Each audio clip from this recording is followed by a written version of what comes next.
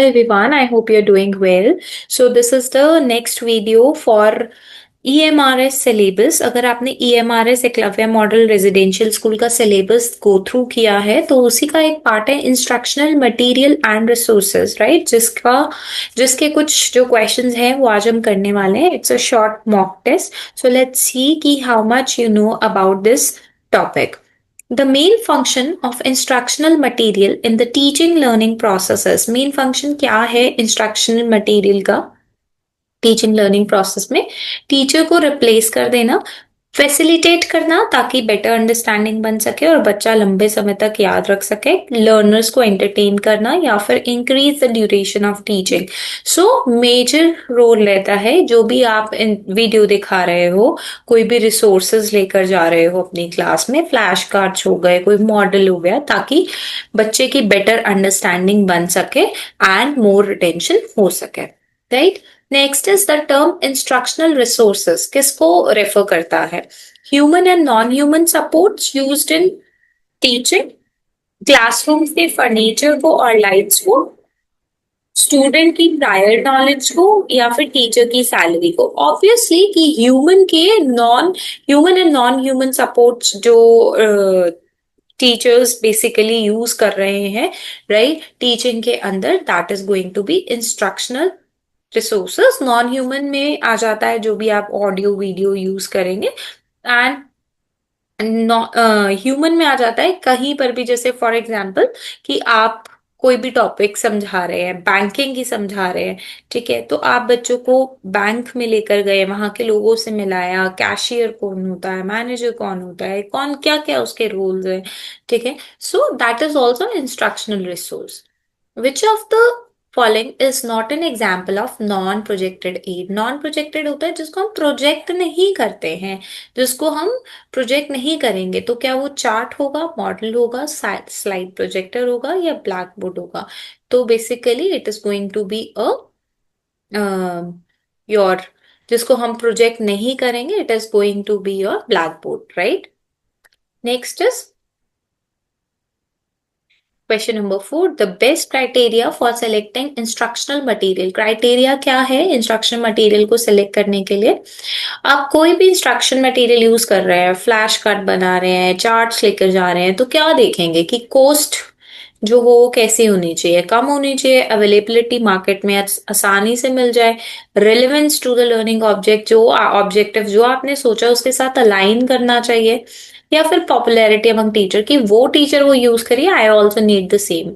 So basically जो best criteria रहेगा वो हमेशा क्या रहेगा कि बच्चे के लिए सबसे पहले जो हमारे ऑब्जेक्टिव्स है भाई वो फुलफिल हो भी रहे हैं या नहीं हो रहे, ठीक है. Not the cost, not availability. Sometimes कुछ कॉस्ट इफेक्टिव को कुछ कॉस्ट कटिंग करके हम खुद भी वो चीज बना लेते हैं, right, in teachers.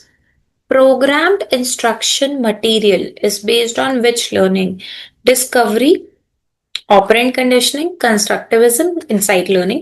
And this question is for you. So you will tell me in the comment box this question answer, right? So I'm coming to the next question. मैं अभी आपको इसका मीनिंग भी बता देती हूँ.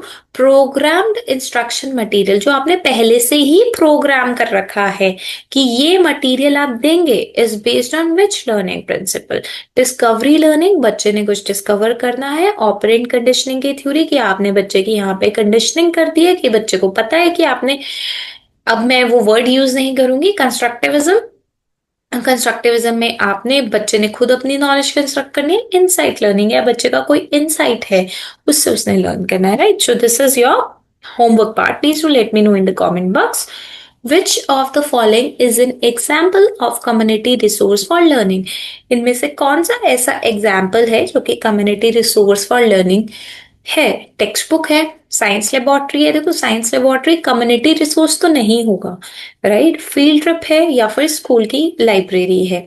सो अगर कम्युनिटी रिसोर्स की बात करें तो कम्युनिटी वाले लोकल इंडस्ट्री को एक तरीके से यूज कर सकते हैं एक्चुअली में लर्निंग के लिए फील्ड ट्रिप पे जा सकते हैं, कम्युनिटी के लोग मिलकर भी, राइट, कि वहां पे काम किस तरीके से होता है। और टेक्स्ट बुक्स अगर हम बात करें तो कम्युनिटी रिसोर्स नहीं कहेंगे, वो तो किसी के पास भी हो सकते हैं। स्कूल लाइब्रेरी की जगह अगर यहाँ पे कम्युनिटी लाइब्रेरी होता then answer would be something different.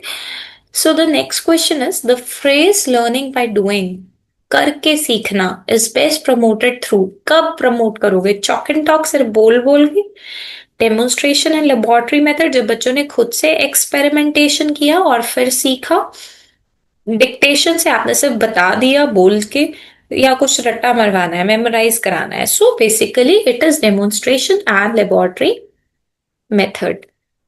Now, question number 8 is which instructional material enables learners to form a three-dimensional understanding of concept?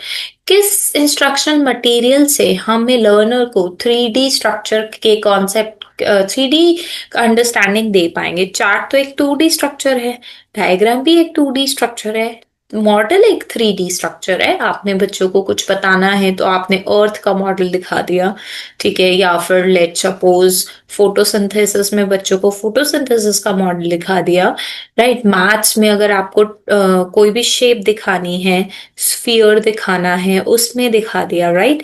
Flash card भी 2D स्ट्रक्चर है। सो model would be the right answer. If you're finding this video session productive, so please do like, share and subscribe. The use of ICT in teaching. Teaching में ICT का क्या role है? Computers का, basically technology का क्या role है? क्या वो रोल टीचर की डिपेंडेंसी है? क्या लेक्चर लंबा हो सकता है आईसीटी के थ्रू, इंटरैक्टिव हो सकता है, बच्चे ज्यादा अच्छे से विजुअलाइज कर सकते हैं, या फिर रिटन असेसमेंट? जब भी हम बच्चे को कोई भी चीज ऑडियो से या वीडियो से, जैसे right now I am speaking also and a slide is going on and when I right something you connect more, right. So yes, आप बोल सकते हैं ज्यादा इंटरैक्टिव रहती है क्लास। जब भी इंस्ट्रक्शनल मटेरियल्स आप यूज करते हैं विदाउट क्लियर ऑब्जेक्टिव, आपके पास ऑब्जेक्टिव ही नहीं है, तो रिजल्ट क्या होगा? मोटिवेशन इफेक्टिव रहेगी, मीनिंगफुल लर्निंग रहेगी, mechanical use and confusion create होगा, या सेल्फ लर्निंग? सो बेसिकली क्या होगा ना, एक कंफ्यूजन क्रिएट हो जाएगी। Next question is a teacher made model और chart is an example of, teacher ने एक मॉडल बनाया है और चार्ट बनाया है, ठीक है, वो क्या यूज में आएगा? इम्प्रोवाइज टीचिंग एड, राइट, उसने अपनी टीचिंग एड में कुछ इम्प्रोविजन किया है। प्रोजेक्टेड एड, प्रोजेक्ट कर रहे हैं वो कहीं पर, ठीक है। स्टैटिक इंस्ट्रक्शनल मटेरियल, स्टैटिक रहेगा मटेरियल, मतलब बार बार वो यूज हो जाएगा, या अनस्ट्रक्चर्ड मटेरियल। सो बेसिकली अगर मॉडल और चार्ट है ना, so it's going to be a projected aid so that she can project and understand the make the students understand. The main advantage of using instructional aids is that, क्या advantage है instructional aids को use करने का? To replace text books, text book को replace करें, provide direct experience, reduce teachers effort completely, या फिर work automatically. कोई भी इंस्ट्रक्शनल एड यूज कर रहे हैं, अगेन एवी ऑडियो विजुअल एड्स हो गए, आपके चार्ट्स हो गए, मॉडल्स हो गए, राइट, कुछ भी आप यूज कर रहे हैं, even a role plays also are instructional aids, right. Replace text book को करना चाह रहे हैं, डायरेक्ट एक्सपीरियंस देना चाह रहे हैं, रिड्यूस कर रहे हैं टीचर का एफर्ट या वर्क ऑटोमेटिकली? ऑब्वियसली कि हम बच्चे को डायरेक्ट एक्सपीरियंस देना चाह रहे हैं उस चीज के लिए। So B answer would be the correct one. The cone of experience model of teaching aids was given by, so जो कोन ऑफ एक्सपीरियंस थ्योरी है, राइट, वो किसने दी थी? सबसे पहले अगर हम यहाँ पर देखें तो कोन ऑफ एक्सपीरियंस क्या कहता है, ठीक है, अगर आप यहाँ पर देखो कि इसका मतलब कहीं ना कहीं इन्होंने क्या बोला है कि एक कोन है, और एक कोन की शेप किस तरीके की होती है? कोन की शेप या तो आप ऐसे बना लो, राइट, या फिर ऐसे बना लो, राइट।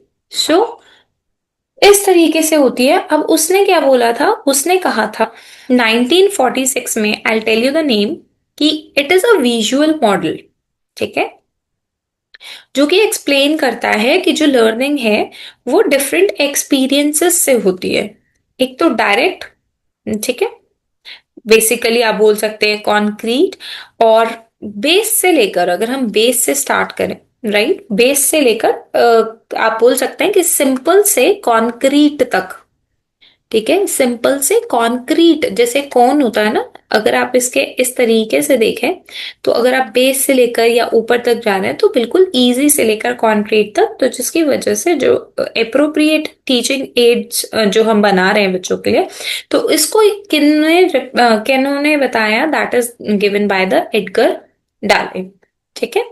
तो उन्होंने इस तरीके से कौन के साथ एक्सपीरियंस किया। Next question is, Which of the following instructional material best suits learner with visual impairments, जो कि बच्चे विजुअली इम्पेयर्ड हैं उनके लिए कौन सा यूज होगा। देखो विजुअली है तो ऑडियो रिकॉर्डिंग्स काम में आ जाएंगी, pictures they won't be able to see it, maps also and flash cards also, so yes they can listen to the audio recordings. It was very easy. एक smart board है, उसमें combine हो रहे हैं फीचर्स, चॉक बोर्ड और computer display, chart and model, black board and slide projector, notebook and screen. तो एक smart board में ना सारी फैसिलिटी होती है। बेसिकली स्मार्ट बोर्ड के अंदर एक कंप्यूटर का डिस्प्ले भी होता है और एक चॉक बोर्ड भी होता है। तो साइड बाय साइड अगर कंप्यूटर का डिस्प्ले है तो वो वहां पर अपना कोई भी जैसे कोई वीडियो दिखानी है, कुछ प्रेजेंट करना है, तो वो कर सकते हैं teachers for the better learning of the students. Efficiency of an instructional aid depends most on, instructional aids की एफिशिएंसी कब सबसे ज्यादा होगी। It is a visual appeal, integration with teaching objective, the brand of the product और cost and size. Basically एक instructional aid जो है, अगर हम बात करें, अगर वो इंटीग्रेट कर रहा है आपके टीचिंग ऑब्जेक्टिव्स के साथ, so that would be the most said as per the question. Question number 17 is, क्या है main purpose instructional media evaluation का।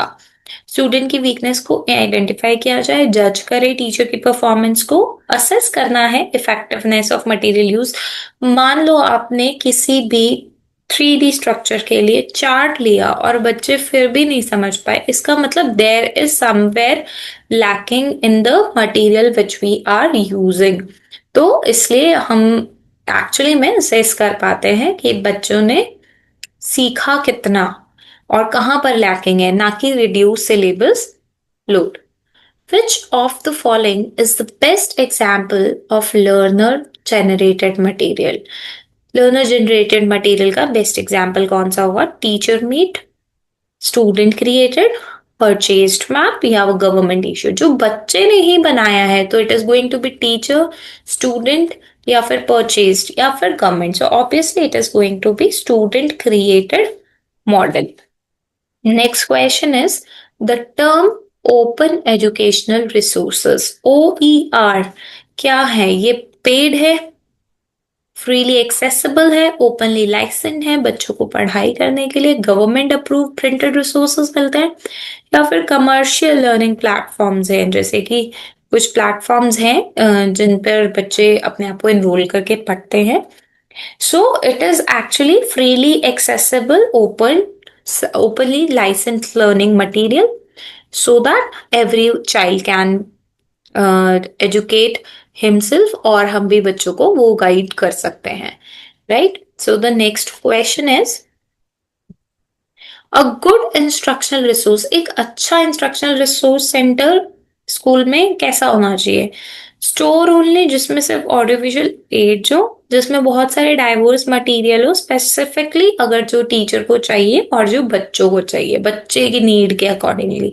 सिर्फ और सिर्फ टीचर्स के रिस्ट्रिक्टेड ही होना चाहिए या फिर एक्सपेंसिव एड्स हो, ठीक है। सो बेसिकली एक अच्छा रिसोर्स सेंटर वो ही होता है स्कूल में जहां पे रिसोर्सेज बच्चों के नीड्स को केटर कर सके, ठीक है, which can cater the needs of the student, right. So the best answer would B answer number B. So this was all for today. If you find this video productive, do like, share and subscribe, because your like, one share and one subscribe really motivates me to make such videos for you on the regular basis. Thank you so much for watching.